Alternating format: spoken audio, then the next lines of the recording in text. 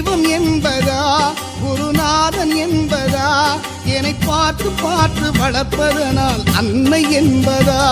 உனை தெய்வம் என்பதா குருநாதன் என்பதா